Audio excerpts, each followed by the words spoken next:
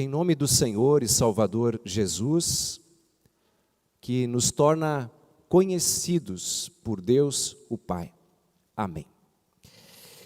Eu creio que todos nós aqui, não todos, quase todos, já passamos por uma situação assim em que a gente vai em algum lugar, pode ser uma festa ou algum lugar assim diferente, e a gente tem uma certa ansiedade porque não conhece quase ninguém que está ali, ou praticamente ninguém.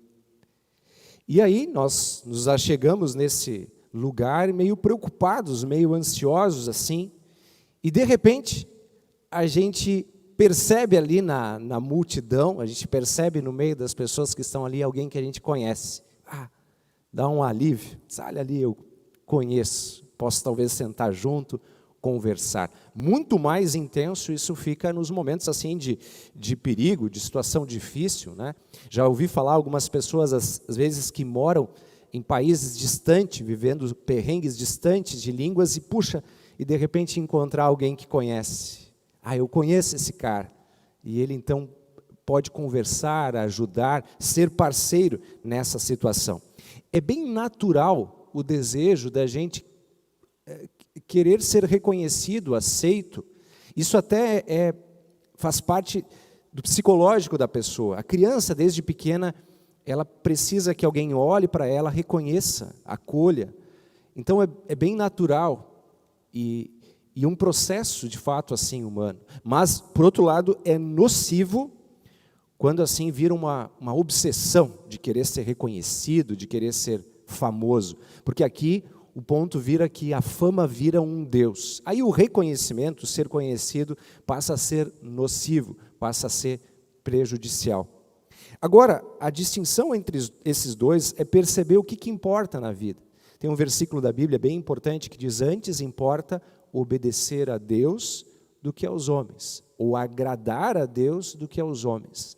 E aqui eu trago essa paráfrase dizendo assim: ser conhecido por Deus, ser reconhecido por Deus.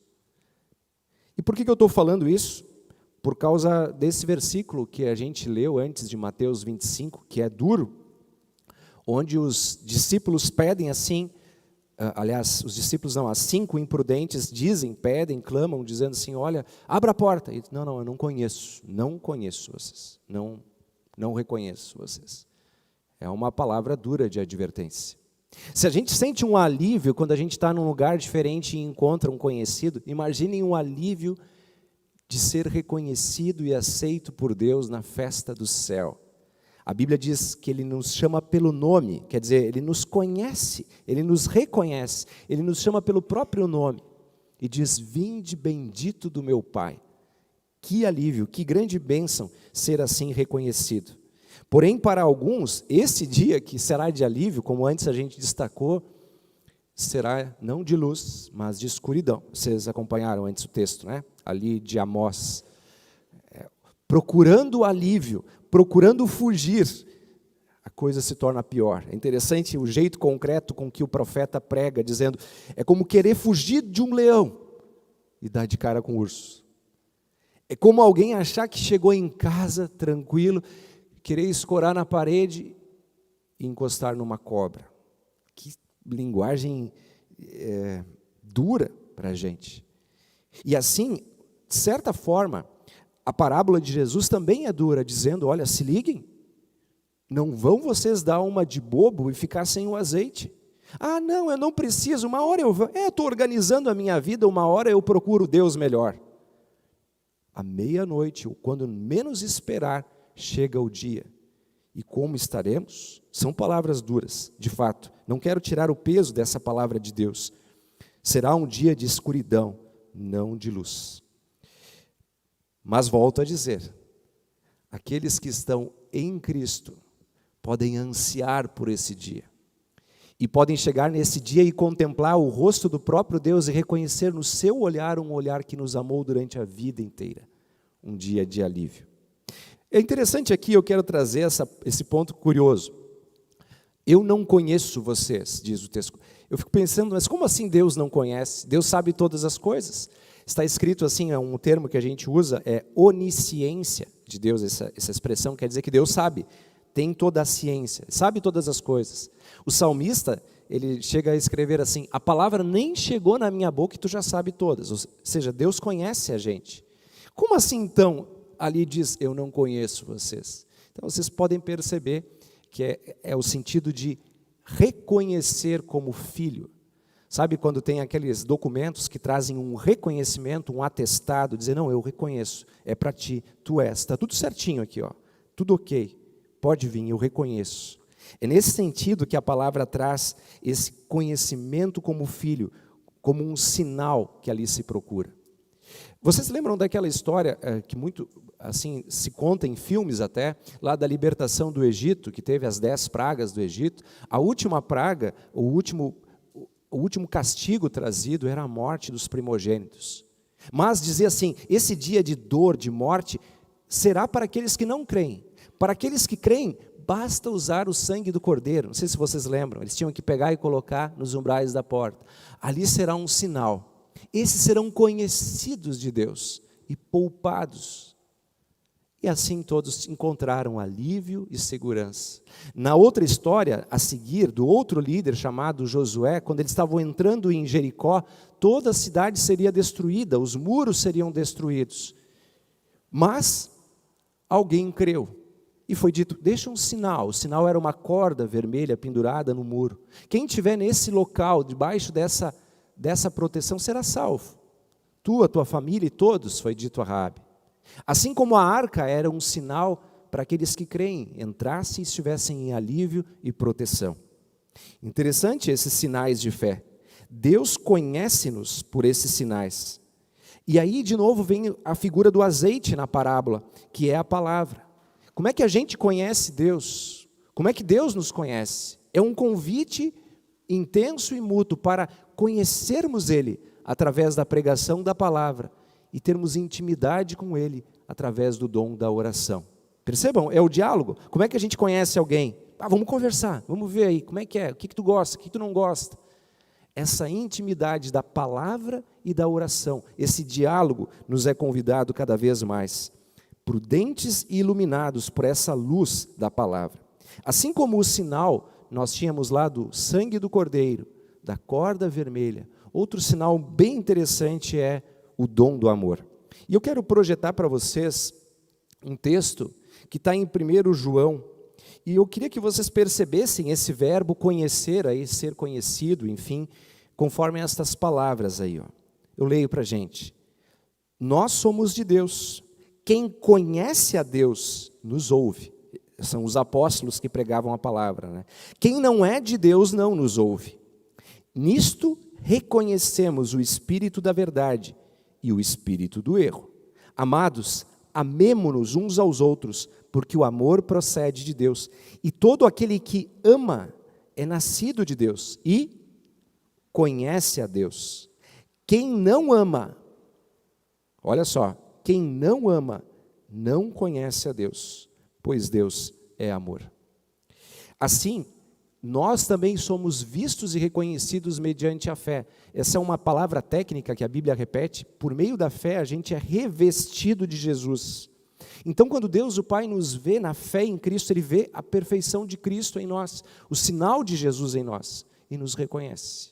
Vinde, benditos do meu Pai. E aí nos convida a amar, como dizia aquele texto, a amar os outros, quer dizer, viver com os outros e trazê-los nessa caminhada rumo ao céu.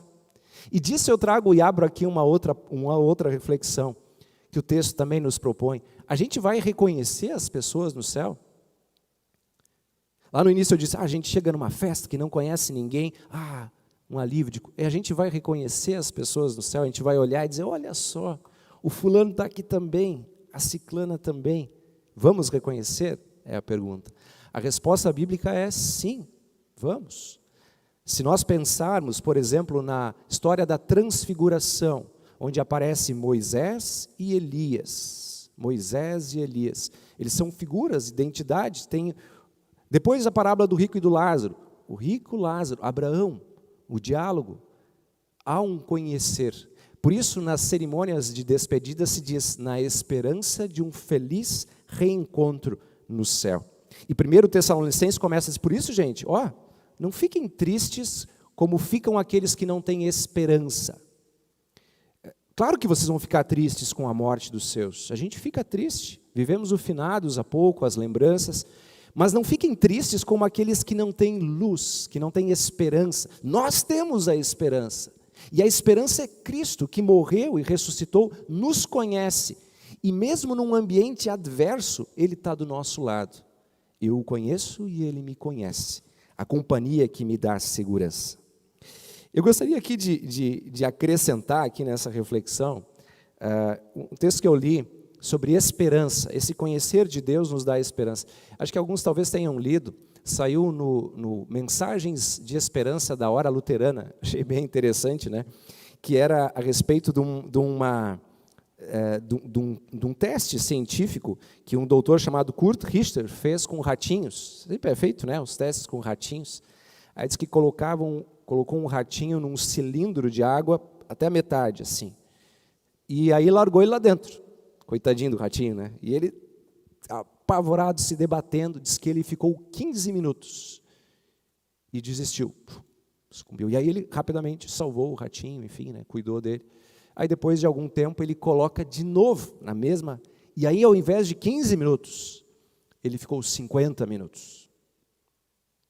E ele repetiu isso e dava mais ou menos a mesma proporção. No início ficava um tempo, mas depois que ele sabia que alguém ia salvá-lo, entre aspas, tinha esperança, ele disse, não, vou continuar me debatendo, porque em uma hora ou outra alguém vai vir me salvar.